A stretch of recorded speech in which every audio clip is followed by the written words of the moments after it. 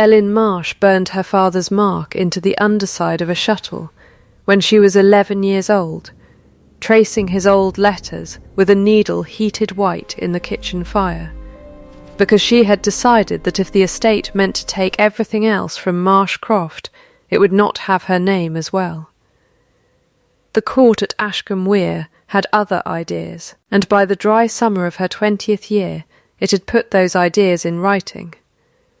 The weaving room above the dairy smelled of linseed oil and hot dust that July, the loom's heddles ticking in the drought like something counting itself down, and through the open shutter came the low complaining stink of the weir gone half to mud. Ellen turned the shuttle over in her palm the way she had every day for 9 years, thumb finding the letters worn soft and pale under all that handling. Ellen, daughter of Thomas and Anne Marsh, Marsh Croft.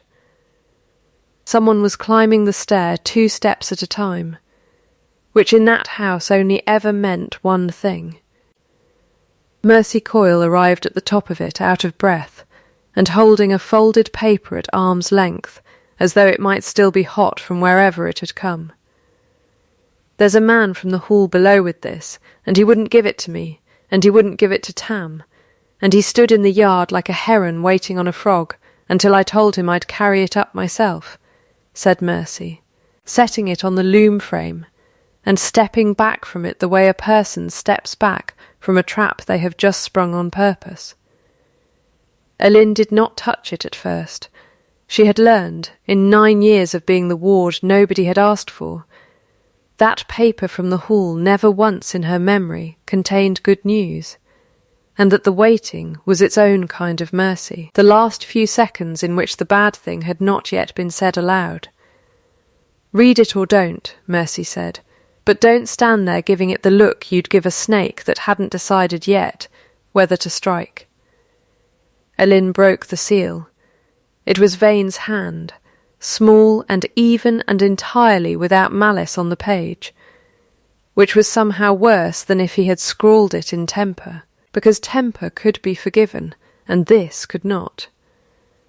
The court of Ashcombe Weir, it said, in the matter of the estate versus the person calling herself Ellen Marsh, would sit on the second Thursday following to determine the true parentage and legal standing of the said person, and whether she held any right whatsoever to the name she currently bore, or to the croft and its land presently held in her name by custom and not by law. Elin read it twice. The second time she read it out loud, low, as though hearing it in her own voice might make it smaller, and it did not. She did not cry, because she had discovered years before that crying accomplished nothing that a closed door and an hour alone did not accomplish better, and instead she set the paper down very precisely on the frame, squared to its edges, the way her father used to square a bolt of cloth before he cut it. 9 years I have worn this name in this house, she said. 9 years scrubbing floors that never once asked whose daughter I was. And now on a Thursday a man who never met my father is going to stand up and tell a room full of strangers whether I'm allowed to keep it. Mercy did not offer comfort, because comfort was not a thing Mercy trusted, and instead crossed the room and took up the shuttle from where Elin had set it down, and turned it over once in her own broad hand before giving it back. "Your father used to say a thing about cloth," she said. "He said it doesn't lie. Only the hands that cut it do. Whatever Corliss Vane means to cut out of you, girl, the cloth of you is still whole, whatever the paper says." It was not comfort exactly, but Elin found she could hold it, the way she could not hold the paper, and she put the shuttle in her apron pocket, where it had ridden most days since she was 11, and went to the window because there was nothing else in the room large enough to look at. Below, the weir had shrunk to a brown seam between 2 banks of cracked mud, the drought having run 3 weeks past anyone's memory of the last one, and in the middle of it, quite still, stood a heron, grey and patient, watching the water for something that was clearly no longer there in the quantities it required. It had stood there most mornings that summer. Elin had come to think of it, without ever deciding to, as a kind of clock that measured a different sort of time than the church bell did. She was still watching it when the second sound came, hooves this time, unhurried, coming up the drive from the Hall Road. And she knew before she saw the rider that it was not Vane's man again, because Vane's man rode like he was late for something, and this rider did not hurry for anyone. That was the first sign, though she would not understand it as one until later, that the world she had built out of 9 quiet years was about to be taken apart and put back together in a shape she had not chosen. The hall received her the way it always had, which was to say coldly and correctly, the great door swinging on hinges that never squeaked because someone was paid to see that they did not. The hall beyond smelling of beeswax and old smoke and, underneath both, of stone that had never once in 300 years been properly warm. Elin had walked its passages 1,000 times with a mop or a basket, and had never once been shown to a room by a footman, as though she were a guest, and the strangeness of it sat on her shoulders like a coat 2 sizes too large. She was set to wait in the small parlour off the library, where the fire had been lit despite the season, which told her someone important was expected to sit in it. And she had not decided whether that someone was meant to be her or not, when the door opened without a knock.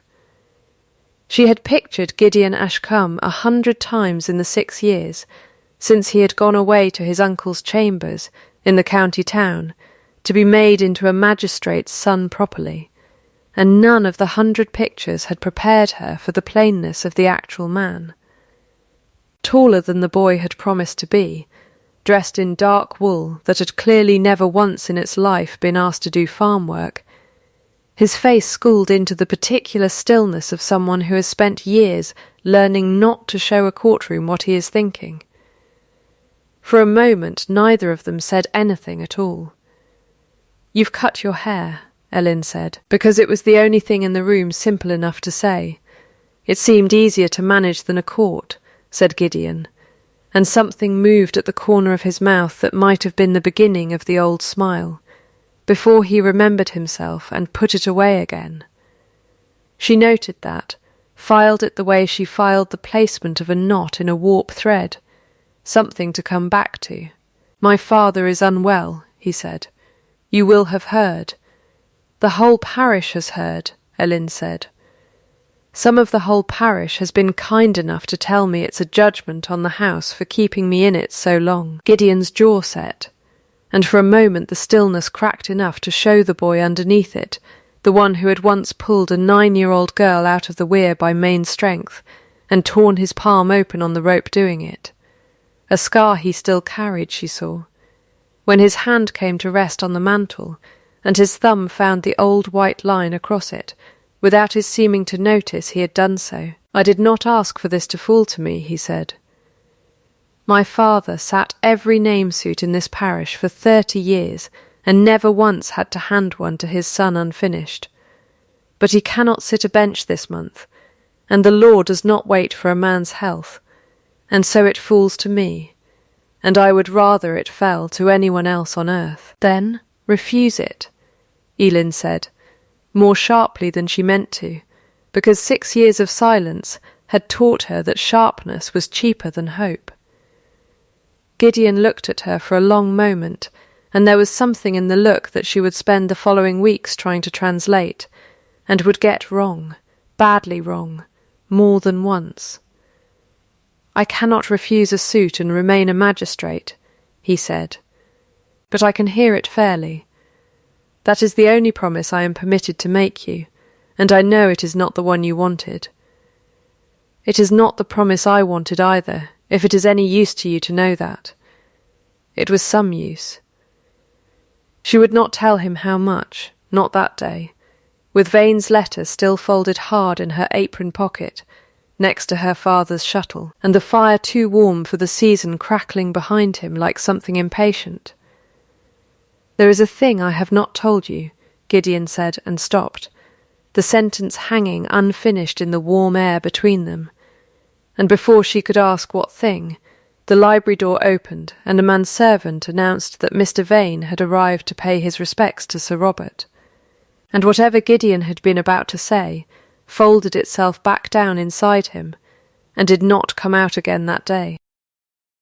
The village court sat in the long room above the corn exchange, which on ordinary Thursdays served the parish for weighing grain and settling boundary disputes between neighbours who had long ago stopped speaking to one another, and which on this particular Thursday was fuller than Elin had ever seen it, every bench crowded with people who had come. She understood with a small cold drop in her stomach, not to see justice done, but to see her name taken apart in public, which was a different kind of entertainment, and a cheaper one. Corliss Vane stood to open the matter with the easy, unhurried courtesy of a man reading out a weather report. He was neither young nor old, dressed with the particular plainness that only the genuinely comfortable can afford, and he addressed the room the way a schoolmaster addresses children he is fond of, and does not, for a moment, doubt. "The estate brings this suit with regret," he said. And no one in the room who knew him doubted that he believed himself when he said it.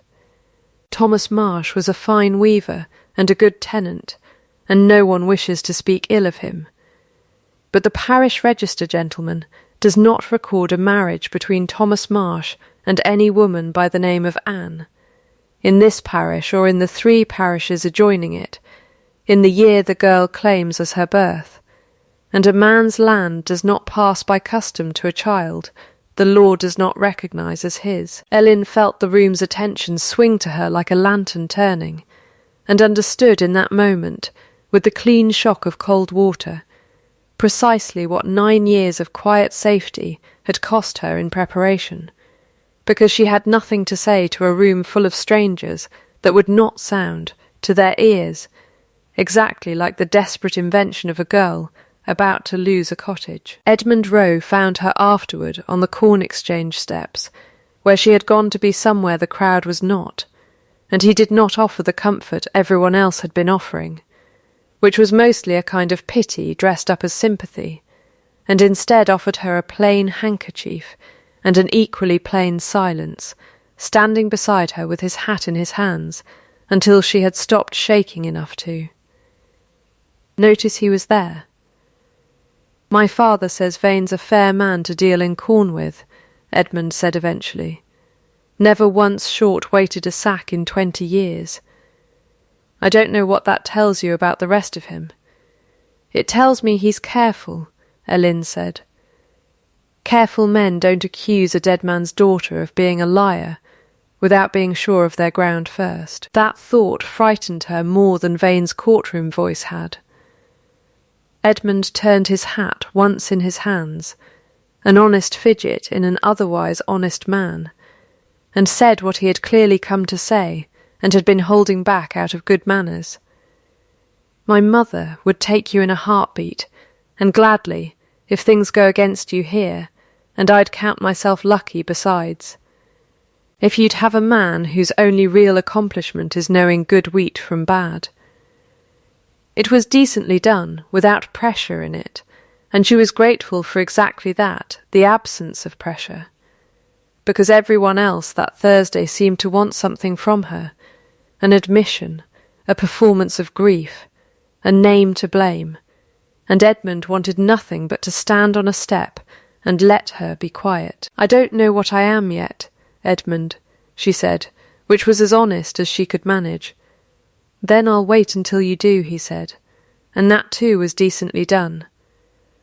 That night, alone in the loom room, with the shuttle turned over and over in her hand, until the letters blurred under her thumb, she let herself say aloud the thing she had not said even to Mercy.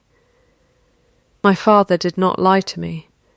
Whatever the register says, whatever Vane says, whatever the whole parish decides to believe on a Thursday afternoon. My father did not put a false name in a child's hand and call it love. It was the first time she had stated the thing as a fact rather than a hope, and having stated it, she found she could not put it down again. She went to Gideon 3 days later, not because she had decided to trust him, but because there was no one else in the parish with the standing to help her and the will to use it, and she found him in the estate office, going over ledgers by candlelight, though the evening was still warm enough not to need one. A habit she would learn.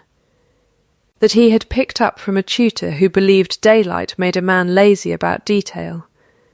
He did not look surprised to see her, which she noted, and did not immediately speak, which she also noted, and for a while the only sound in the room was the scratch of his pen finishing a line before he set it down properly, the way a careful man does even when interrupted. "You came the back stair," he said. "Nobody uses the back stair unless they don't want to be seen using the front one." "I didn't want Vane's people counting my visits," Ellen said. "I didn't want them counted either," said Gideon, and there was the ghost of the old smile again, arriving a half-breath behind his eyes, as though it had been sent for from another room, and had taken its time answering the summons. She sat, because he gestured at the chair opposite, and it seemed foolish to stand on ceremony with a man she had once pulled weeds beside as a child. "You never wrote," she said, because 6 years was a long silence, and she had promised herself she would ask him plainly rather than let it fester unspoken between them the way everything else in her life had learned to fester. "My uncle read my letters before they left the house," Gideon said. He considered a friendship with a weaver's daughter unsuitable correspondence for a magistrate's son to keep, and I was 17, and did not yet know how to tell him no and mean it. I know that is a poor excuse. It is an excuse and not a reason, and I have had 6 years to be ashamed of the difference. It was not the answer she had built in her head across 6 years of imagining it, the one where he had simply forgotten her, and its plainness disarmed her more than a better speech would have. "And now," she said, "now I am a magistrate's son who cannot write a letter to a weaver's daughter that will not, within the week, be read aloud in a courtroom as evidence of favour," said Gideon. "Now everything I do for you counts twice against you, once as itself and once as suspicion. You understand that. I understand it," Ellen said, and hated that she did. "There is a thing I did not finish telling you, in the library," Gideon said, setting down the pen entirely now. And this time he did not stop. "My father sat with Vane the day the summons was drafted, and I asked to see the register entry that the whole suit rests on, and Vane would not show it to me. Said it was safer kept under his own hand until the hearing, for fear of it being disturbed. A steward telling a sitting magistrate that a public parish record is safer in his private keeping than in the courts is not a thing an innocent man says, Ellen. I have turned it over every night since, and I cannot find an innocent reading of it. It was the first crack of light she had been given in 3 weeks of darkness, and she took it the way a starving person takes bread, too fast, without asking what it would cost either of them. "Then help me see it," she said. "I cannot go looking myself, not as I sit this bench," Gideon said, and then, more quietly, "But I know a man who has kept that register longer than Vane, has been alive to touch it, and I know he does not love Vane any better than we do." Before either of them could say more, the door opened without a knock. The second time in a fortnight a door had done that to them, and Sir Robert Ashcombe stood in it, grey and thinner than Elin remembered him, but with his voice entirely intact, and it filled the small room the way water fills a jug. "My son does not entertain suitors to the estate's own suit in a lit office at this hour," he said, and it was not a question. "This is not entertainment, sir," Gideon said, rising. "No," said Sir Robert, and his eyes moved once, slowly, over Ellen in a way that made her feel weighed and found wanting. It is worse than that. It is favour, and favour shown before a bench is the one thing this family cannot afford to be seen doing, whatever the truth of the matter turns out to be. He will sit this case as though he had never met you, girl, or I will ask the county to send another man to sit it in his place, and you will like that a good deal less, I promise you. He left as abruptly as he had come. Gideon did not look at her again that evening, not because he did not want to, but, she understood even then, because he did not trust himself to, and she went home down the back stair with the small hard comfort of a name. Josiah Pell, the old sexton, and the much larger discomfort of having just watched the one door she had hoped to walk through for help swing most of the way shut in front of her. The register room at the church was cold in every season, a fact the summer's drought had done nothing to change, and Ellen had reason enough, mending the spines of the parish's older books being a task nobody else in the village had the patience or the trade for, to spend 3 afternoons there before she found what she had gone looking for, without quite admitting to herself that she was looking. It was thread that gave it away, in the end, and nothing else could have, because paper lies easily and stitching does not. The register for the year of her birth had been rebound at some point, its pages resewn into the spine with a fine, even linen thread that matched nothing else in the volume, every other year sewn in the coarser hempen cord the parish clerk had always favoured. And when she held the suspect page up to the window light she could see, faint but unmistakable to a weaver's eye, that the paper of it was a shade whiter than its neighbours, newer by years if not by decades. She sat with that knowledge a long while before she went looking for Josiah Pell, because a thing like that, once seen, cannot be unseen, and she wanted to be certain of her own eyes before she trusted them to anyone else. She found him where the whole village knew to find him on a warm afternoon, mending nets in the shade of the lich gate, an old man with hands too clever for the rest of him to have kept pace with. He did not look up when her shadow fell across his work. "You've found the new leaf," he said, before she had said a word, which told her more than any answer could have. "How long have you known?" Ellen asked.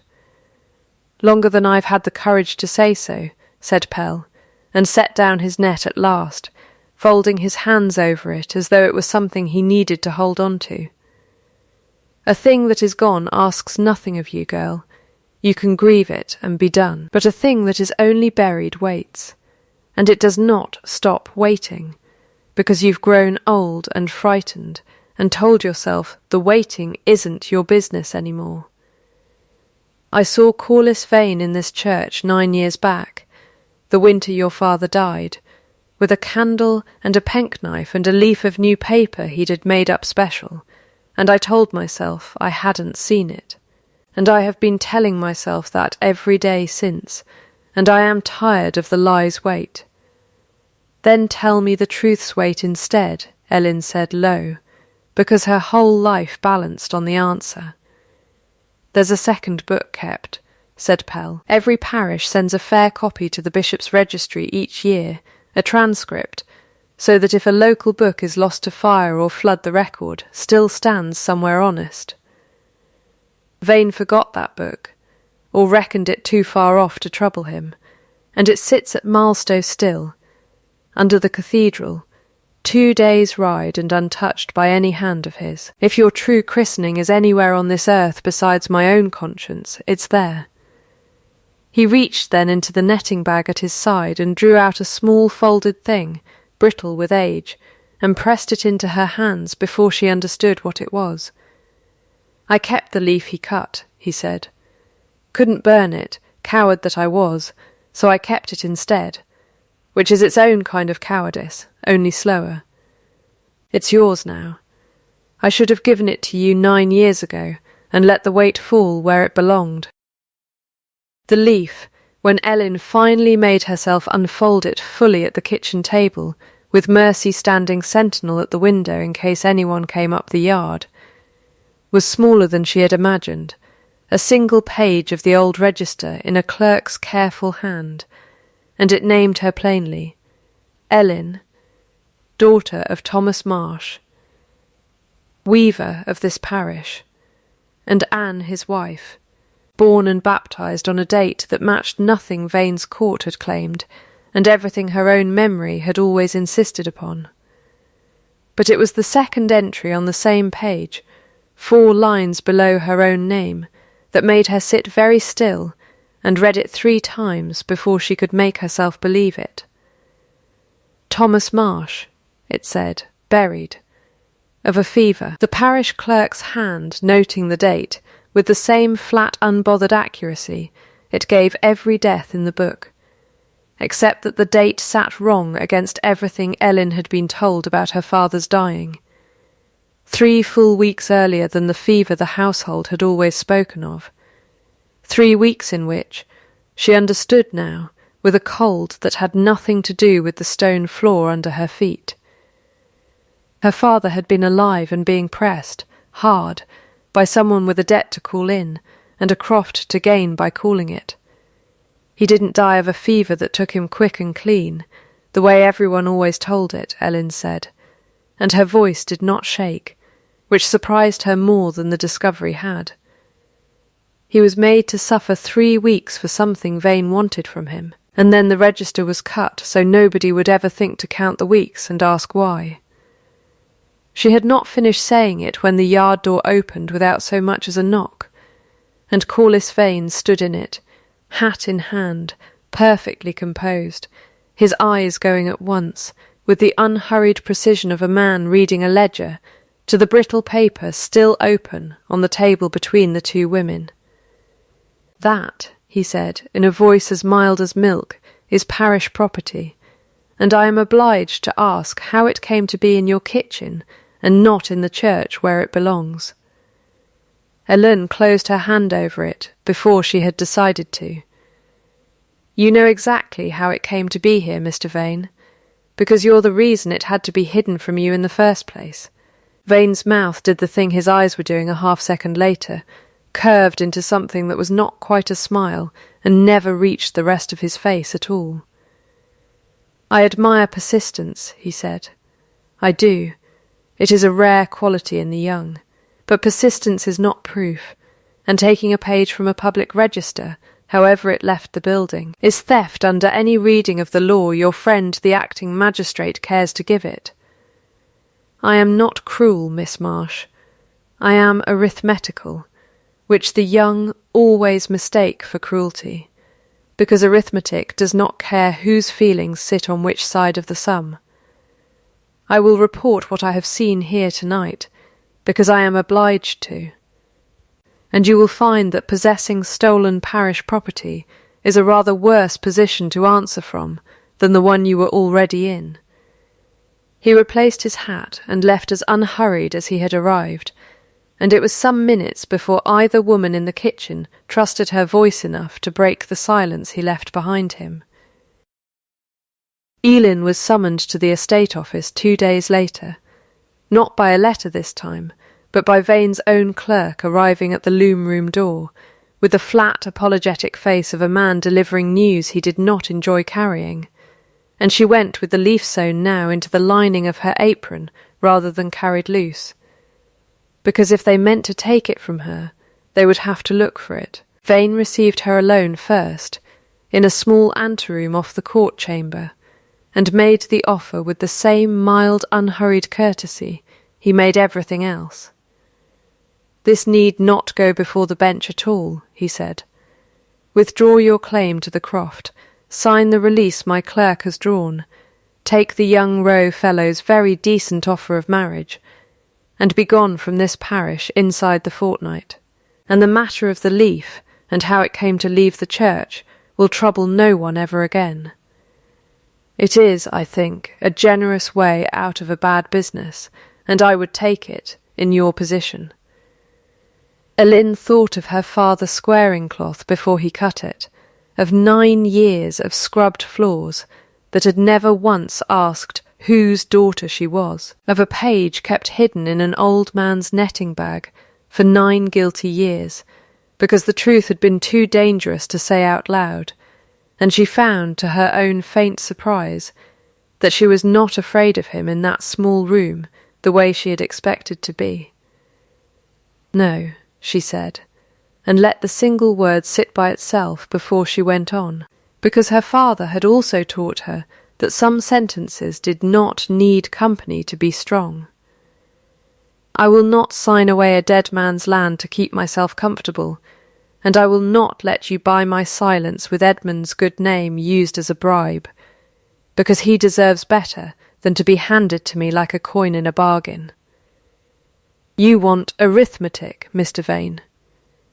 Here is mine. A truth told costs me a fortnight of misery in a courtroom. A lie signed costs every child born in this parish after me a little more certainty that the register can be cut whenever it's convenient to somebody with the standing to cut it. I know which sum I can live inside." Vane studied her for a long moment, and something moved behind his eyes that might, in another man, have been respect, though she did not trust herself to name it as such. "Then we will let the court do the arithmetic instead," he said, and opened the door to the chamber himself, with perfect courtesy, the way a man opens a door for someone he is about to watch fall through it. Gideon met her in the corridor outside the chamber before she could go in, and there was no warmth in his face at all, only the flat, careful stillness of a magistrate's son doing the one thing he had promised his father he would do. "Vane has laid a charge of theft against you over the leaf," he said without preamble, because Sir Robert had taught him that preamble was a kindness a sitting magistrate could not always afford. And a charge of theft cannot be answered by a person whose very name and standing is itself under challenge in the same room, on the same day, from the same complainant. The law does not let a nameless defendant plead. "I have looked, Elin. I have looked at every book my father owns twice over since Tuesday, and there is one road through this and only one. An old suit almost nobody living has seen used, where a person under challenge stands before the whole court, states their dissent plainly, names their witnesses, and begs the bench's leave to be entered again under their name, so that the theft charge has someone real to answer it. It is degrading, and it is public, and I hate every part of asking it of you, and it is the only door I can find that does not end with you standing trial as no one at all." She heard the word begland in the corridor between them, like something dropped from a height, and for a moment she could not separate the sense of what he was offering from the sound of the word itself, which felt, after 9 years of scrubbed floors and 3 weeks of a courtroom's cold curiosity, like the last insult in a very long line of them, delivered this time by the one person she had let herself hope would never deliver one. "You want me to kneel in front of the whole parish and beg to be who I already am," she said, and her voice, for the first time in weeks, did shake. "I want you to survive the next hour," Gideon said. "I am not asking you to believe it is fair. I am telling you it is the only lawful ground I have to stand you on." There was no time for him to say more, because the clerk was already calling the chamber to order, and she walked in ahead of him with her chin up and her father's shuttle pressed hard into her palm inside her apron pocket. And if anyone in that crowded room believed, watching her go, that she had done it because she trusted the man who had told her to, they would have been wrong, because in that moment she trusted almost nothing at all. The chamber was fuller even than the corn exchange had been on the first Thursday, every bench crammed, the summer heat trapped under the low beams until the whole room smelled of packed wool and nerves. and Ailinn stood where the clerk directed her, in the open space before the bench where the light from the tall windows fell hardest, which she understood, with a small bitter clarity, was exactly why that spot had been chosen for this particular ceremony across however many centuries it had been in use. Sir Robert had been carried down for it despite his illness, propped in a chair at the side of the bench, and it was his voice, thinner than she remembered but still carrying the old authority, that read out the form of the thing before she was made to speak it, a form so old the words had gone strange and formal in her mouth even as she said them. State your name and your descent before this court, and beg its leave to be entered again under both. My name is Ailinn, she said, and stopped once, because the room had gone entirely silent, and the silence itself felt like a hand at her throat, and then went on, because stopping any longer would have meant Vane had won something he had not, in fact, earned. Daughter of Thomas Marsh, weaver of this parish, and of Anne his wife, born and baptised in this church, in the year the register once truly recorded before it was cut and remade by another hand than the clerk's. I do not beg this court for a name I never lost. I ask it to look at what was taken from the book, and put it back, and let the truth stand where a lie has been standing paid rent in its place for 9 years. It was not, strictly, the form the old words required of her, and she saw Vane's mouth tighten at the departure from ceremony, and she saw Sir Robert's eyes narrow, not in anger, but in something closer to attention, and she saw Gideon, at the side of the bench where his duty had placed him, press his thumb hard into the old white scar across his palm, and say nothing at all, because there was nothing, in that moment, that his position allowed him to say. The court did not rule that day. Sir Robert, grey with the effort the hearing had cost him, adjourned the matter until proof of the leaf's provenance could be properly established, which satisfied no one and settled nothing, and Ailinn walked home through a heat that had finally, after weeks of drought, begun to thicken into something with weight to it. A pressure in the air that the older women of the parish were already calling a storm coming, though the sky itself still showed nothing but a hard flat blue with no mercy in it. She did not go to the loom room. She went instead to the empty shell of Marshcroft itself, unused these 9 years, except as a place the estate's sheep sheltered from bad weather. And she stood in the doorway of the cottage where she had been born, holding her father's shuttle so tightly the worn letters printed themselves briefly into her palm, and she made herself say aloud the thing she had been refusing to look at since the corridor outside the chamber. He told me to beg. In front of the whole parish, with no warning given beforehand, no word of kindness offered first, nothing but the flat, cold voice of a magistrate's son doing his duty. He told me to kneel, and I did it, and I do not know any more whether that was the act of a man protecting me, or a man who has learned, in 6 years among his uncle's law books, that duty is a very comfortable place to hide from a person you no longer know how to love plainly. She did not cry, not then, standing in her father's ruined doorway with the first real wind in weeks pushing dust along the yard and the sky beginning, at last, to darken properly over the western hills. She packed instead. Mercy found her at it near dusk, and did not try to stop her, only stood in the loom-room door with her arms folded, and her face doing a poor job of hiding what it cost her to watch. "Where?" Mercy asked. "Milestone first," Ellen said, folding the last of her few things into a bundle small enough to carry 2 days on foot if it came to that.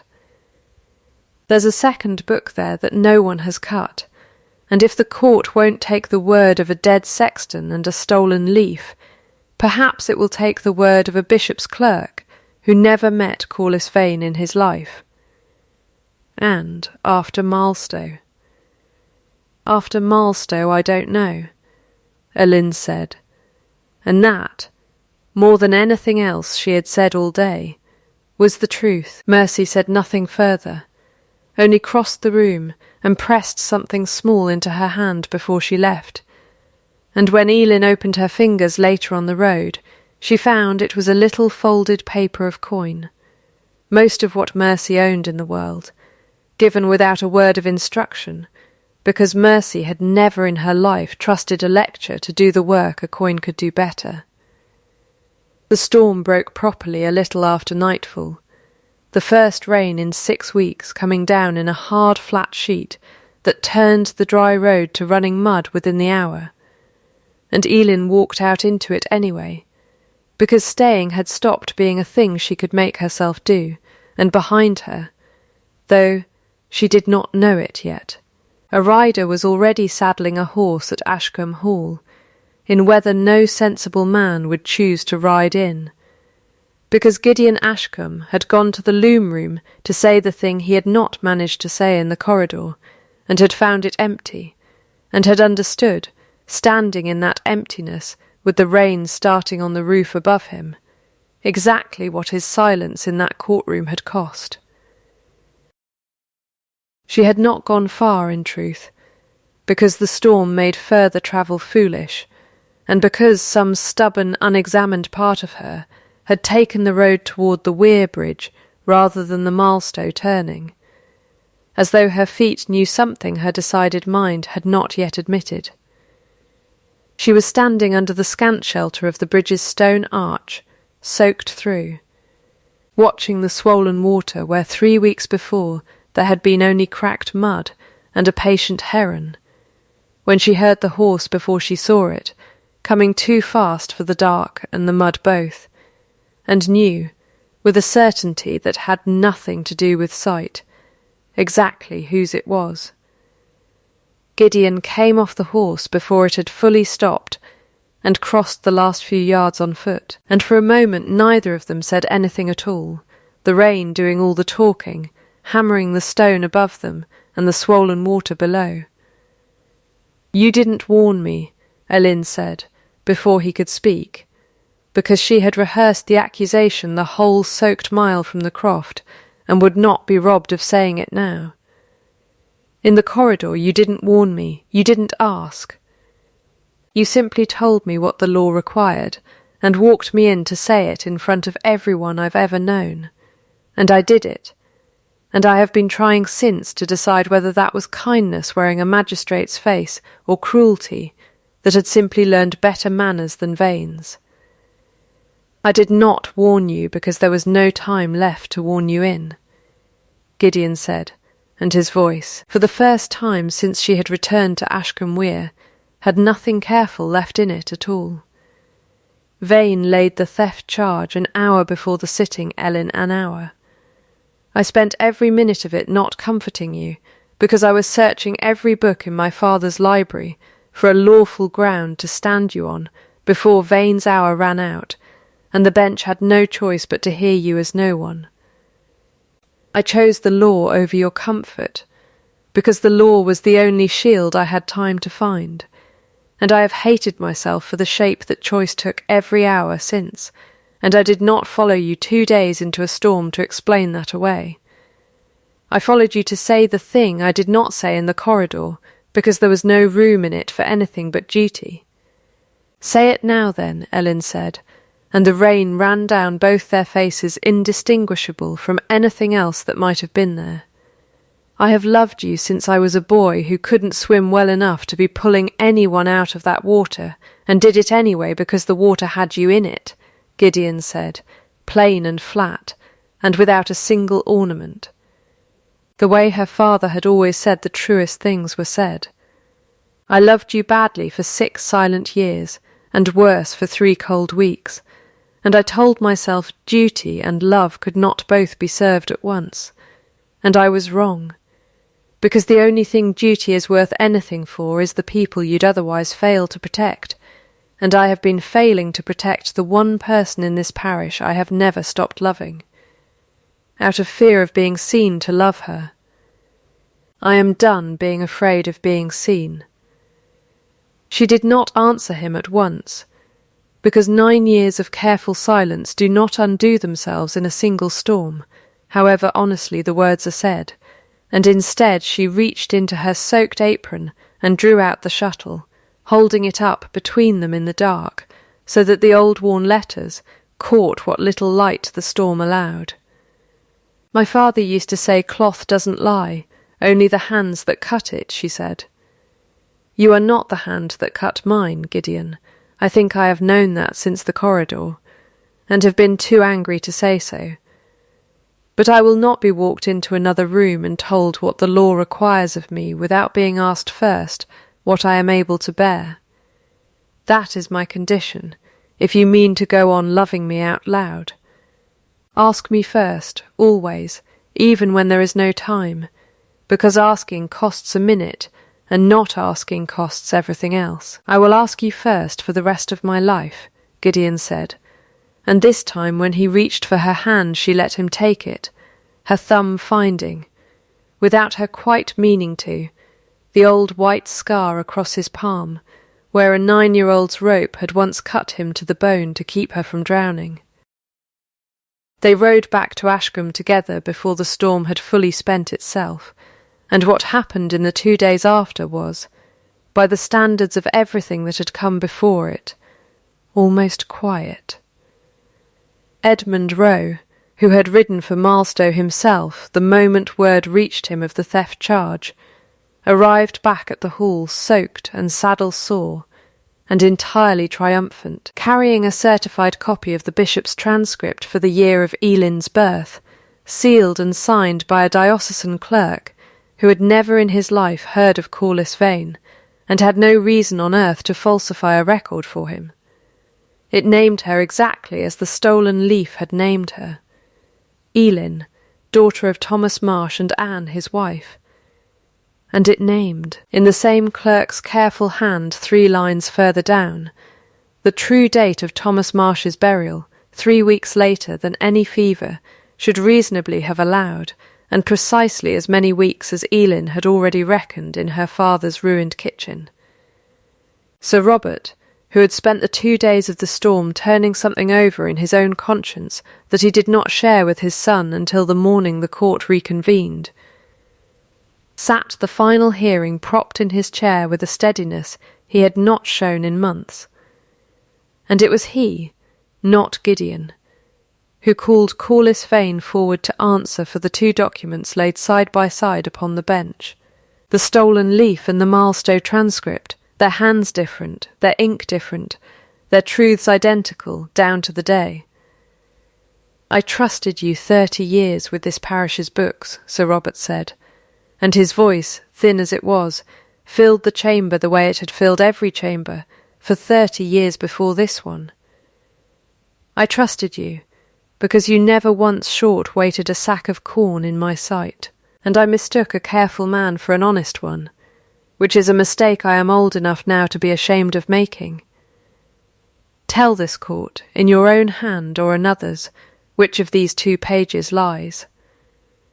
Vane did not answer at once, and it was in the silence that he undid himself, reaching, in one small involuntary motion that every soul in that packed chamber saw and understood, for the stolen leaf itself, as though he might yet take it back into his keeping, and make the last 9 years' arithmetic balance again, by force of hand alone, and Gideon's palm came down flat upon the bench beside it a half-second before Vane's fingers reached the paper.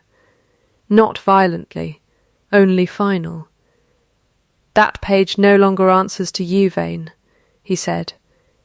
It never should have. Vane withdrew his hand, and something crossed his face then that the room had never seen there before. Not fear exactly, but its close cousin. The look of a careful man watching his own careful sums come apart in public for the first time in 30 years, and when he finally spoke it, was without the mild, unhurried courtesy he had worn like a coat through every other scene of this story. The croft was worth more to the estate whole than divided, he said, quietly, almost to himself. I told myself a girl who never knew what she'd lost could not grieve it. I was arithmetical. I did not account for the leaf finding its way back into the sum. It was the nearest thing to a confession the court would ever get from him, and it was enough. He left the parish inside the fortnight, without ceremony, without disgrace played out further than the truth itself had already played it, and no one in Ashcombe Weir ever saw him take a coin that was not his own again. Which was, everyone agreed, the closest thing to justice a careful man like Vane could be made to fear. A year on, the drought was a story old men told about a summer gone strange, and the Weir ran full and easy under a bridge that had long since dried out from the storm that broke it, and the heron that had stood so patient in the mud that whole dry season now fished the deep water below the bank in one long unhurried stroke. The way a thing moves when it has already stopped needing to hurry toward anything. Marshcroft stood roofed again, the thatch new, the door rehung on hinges that did squeak, because nobody in that household had ever cared to pay to fix them. And above the lintel, in a small carved bracket Edmund Rowe had made as a wedding gift, out of nothing more than goodwill and a spare evening, hung a weaver's shuttle worn pale and smooth along its underside, its letters no longer needed to prove anything to anyone, kept there instead simply because a thing that has been fought for is worth keeping in sight. Inside, in a room that smelled of new wool and warm bread rather than dust and linseed, Ellen sat at a loom of her own choosing. Her own name entered plainly in the parish book, in a clerk's ordinary hand, with no second leaf required to prove it, and across the room Gideon Ashcombe, no longer required to weigh every word he spoke to her against 30 years of his father's caution, sat mending a net that Josiah Pell had left half-finished before he died that spring. Content in his sleep, the story went. With the weight of 9 kept years finally set down. Their daughter, not yet 2, sat on the hearthstone turning a spare bobbin over and over in her small hands, thumb finding its worn grooves without being taught to, the way some habits simply run in a family's blood, whether anyone means to pass them down or not. Cloth doesn't lie, Ellen said, watching her, only the hands that cut it. And Gideon, not looking up from the net, pressed his thumb once to the old scar on his palm, the way he still did without noticing when something moved him, and said that he had always thought that the truest thing her father ever said, and meant to go on believing it for as long as he had breath to. If this one sat with you a while by your own fire tonight, stay a moment longer before you let the flame die down. Think of Josiah Pell, keeping a stolen truth in a netting bag for 9 guilty years because he could not bring himself to burn it, and tell us in the comments which kept thing in this story you would have carried the longest yourself. The leaf, the shuttle, or the silence. If Dockstar Channel _name has become a fireside you keep coming back to, stay a while longer by subscribing, so the next story finds you the way this one did. The kettle is still warm, and there is another tale waiting to be lit before the coals go grey. Until then, sleep gently, and be kinder than the world was to Elin Marsh.